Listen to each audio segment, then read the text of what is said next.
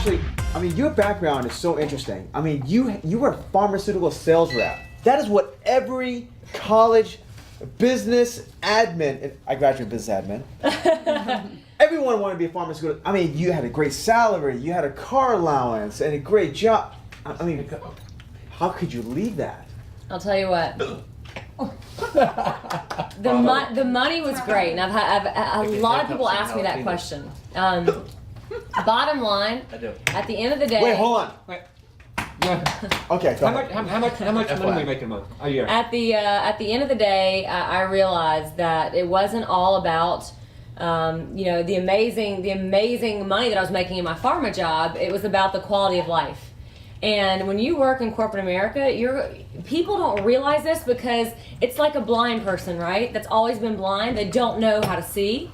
That was truly like, I didn't know what it was like to be not in corporate America. That was my entire life. And so I didn't know there was a whole world out there, people who could decide during the middle of the day where they wanted to eat lunch and go have a glass of wine during lunch. Mm-hmm. I didn't know there was a whole, group of people out there that could make their own vacation schedule, at the beginning of the year and say, I want to go to these 5 countries. And they would go.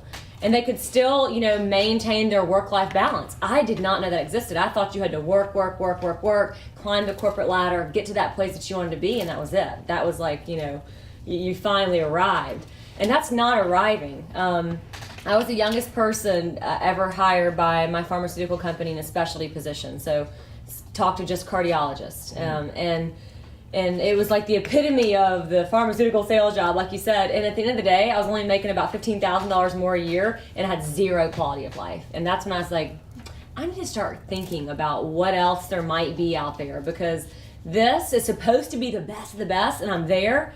And it was one of those things, the grass was not greener. And that's when I found Visalis. And actually, Nick came to town and did one of our very first events in Atlanta, and he did one of his famous trainings on what it would be like to fire your boss. Mm-hmm. And sometimes I felt like he was talking to just me, like there was nobody else in the room. Yeah, he can do that very well. And everything around me faded, and he was talking just to me, and he was like, one day you can fire your boss. And I went home that night and wrote my resignation letter. Wow. Well, you know how you play like Led Zeppelin backwards and it says something? What? What are you talking about? So while she heard you can fire your boss, if you play it backwards, I was saying, please make out with me. I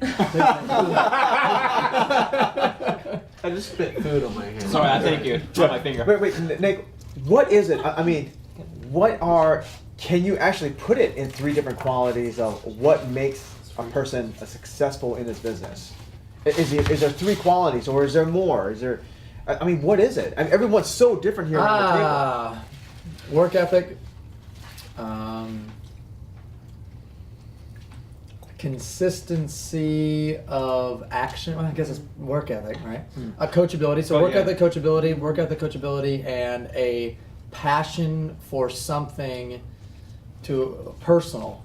That is so crucial. You have to have something that you want to do so bad that you're using this industry to as a vehicle to get, right? So for Ashley, it was, I have got to get out of my job. Hell out of corporate. This was just a vehicle to do that. That's it.